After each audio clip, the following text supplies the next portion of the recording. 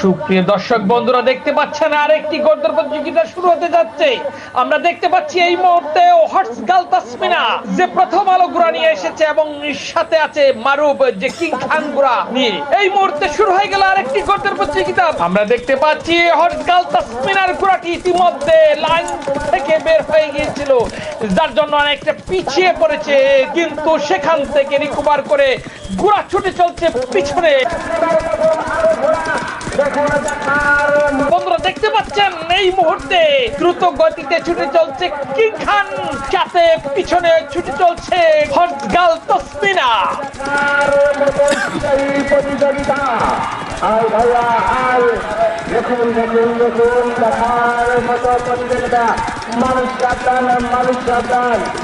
আমরা আছি উত্তরবঙ্গের বগুড়া জেলার শেরপুর থানার শ্যামনগর ঐতিহ্যবাহী গদ্দর প্রতিযোগিতায়। আপনারা দেখতে পাচ্ছেন চমৎকার গতিতে